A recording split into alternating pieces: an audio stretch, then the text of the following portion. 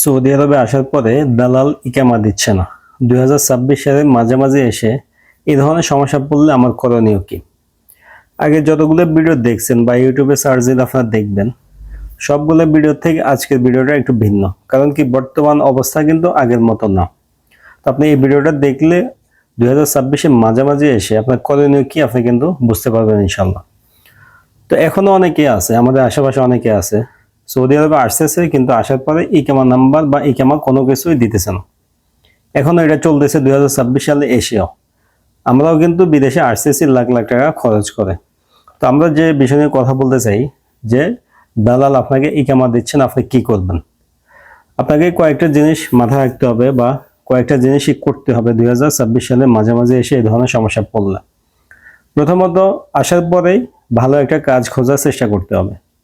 আকামা নাম্বারটা কিন্তু ম্যান্ডেটরি না, কাজটাই ম্যান্ডেটরি, এটা আমার জায়গা থেকে আমি বলতে পারি। আকামা 1 বছরে দিয়ে দেয়, অনেকে ঘুরতে ঘুরতে 7-8 মাস 9 মাস চলে যায়, কিন্তু কোনো কাজ পায় না, কাজও করে না। তো প্রথমে চেষ্টা করবেন যত লিঙ্ক আছে পরিচিত সবার মাধ্যমে চেষ্টা করে একটা ভালো কাজ, যেখানে আপনাকে মাসে মাসে বেতনটা দিয়ে দিবে, এই ধরনের একটা কাজের ব্যবস্থা করে নেওয়া। কাজের ব্যবস্থা হোক আর না হোক, এর পাশাপাশি আরও একটা কাজ করতে হবে। সেটা হলো আপনাকে ইকামা নাম্বারটা এখন তুলে রাখতে হবে। শুধুমাত্র ইকামা নাম্বার তুলে রাখতে হবে, কফালা হওয়ার চেষ্টা করা যাবে না। কেন যাবে না? আপনারা সবাই জানেন 20 ফেব্রুয়ারি 2027 পর্যন্ত ছোট মুআসাসার মেয়াদ আছে। এরপরে মুআসাসার মেয়াদ বাড়াবে কি বাড়াবে না এটা আমরা এখনো জানি না। তো এখন মুআসাসার মেয়াদ বাড়াইলো বা মুআসাসা চললো, কিন্তু আকামা খরচটা কমাইলো না, তখন কিন্তু আমরা ঝামেলা পড়ে যাব।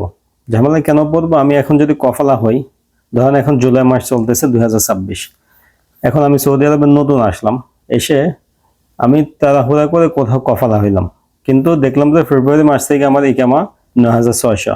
এক্ষেত্রে কিন্তু আপনি ঝামেলা পড়বেন নিজে নিজে কোথাও কফালা হইলে। আর যদি কোনো কফিল, কোনো কোম্পানি, কোনো শরীকে আপনাকে কফালা করে নেয়, আপনি কোম্পানির কাজ করেন, তাহলে তো কোনো সমস্যা নেই। এরকম চান্স খুব কম মানুষে পায় যে সৌদি আরবে আসার পরেই ভালো একটা কাজ কফালা সব পেয়ে যায়, এরকম খুব কমই। যদি আপনার ভাগ্য ভালো হয় আপনারা পাইলেনই, না পেলে আপনি কি করবেন? কাজ খোঁজার চেষ্টা করবেন, ইকামা নাম্বারটা তুলে রাখবেন, কফালা হবেন না। আপাতত কফালা হবেন না, এটা আমার পরামর্শ। আর যদি কফালা হইতেও আসান, আপনার সবকিছু সুবিধা মতে হয়, আত্মীয় স্বজন আছে, ফ্রেন্ড সার্কেল আছে, তাহলে হইতে পারেন। এমন না যে কফালা হওয়া যাবে না, হইতে পারেন। যাদের টাকা পয়সা কম আছে বা সৌদি আরবের নতুন, কাজ কাম নাই, তাদের কথা আমি বলতেছি। দেশ থেকে টাকা এনে কফালা হইলে পরে যদি আকামা কম খরচে না করতে পারেন, এটা হচ্ছে সব থেকে বড় সমস্যা।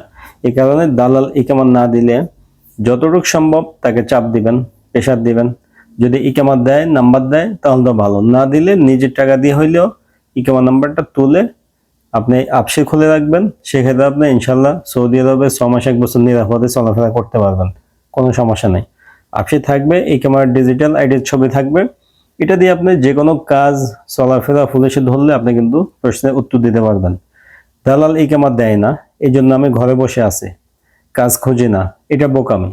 যদি দালাল আমার আত্মীয় স্বজন হয়, সে আমাকে বলে থাকে আমাকে কাজ দিবে, তাহলে আমি তাকে প্রেশার দিব, কোনো সমস্যা নেই।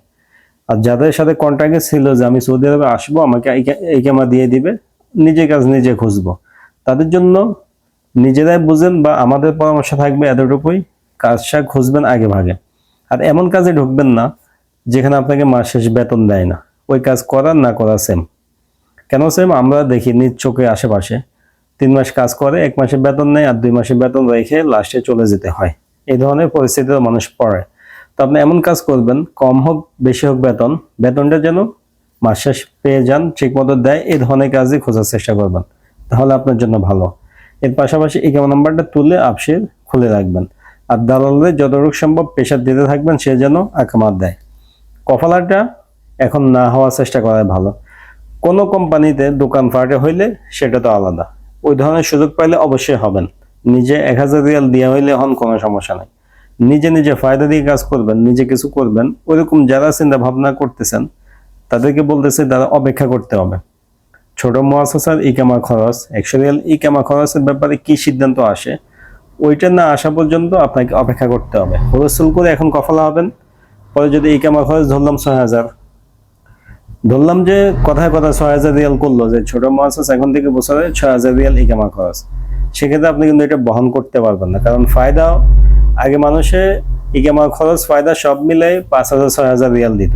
এখন যদি শুধু ইকামায় 6,000 হয়, কথায় কথা কমও হইতে পারে বেশি হইতে পারে, সেক্ষেত্রে আপনার কিন্তু 10-12 হাজার রিয়াল চলে আসবে বছরে। এটা এক্সট্রা, এই খরচ বহন করা সবার দ্বারা সম্ভব না। আর যদি কেউ আরো বড় ইনভেস্টর হন যে আমি লক্ষ লক্ষ রিয়াল ইনভেস্ট করতে পারবো, তাদের ব্যাপারে তো আসলে আমরা কথা বলতে চাইও না, কথা বলে লাভও নাই, তাদের বিষয়টা আলাদা।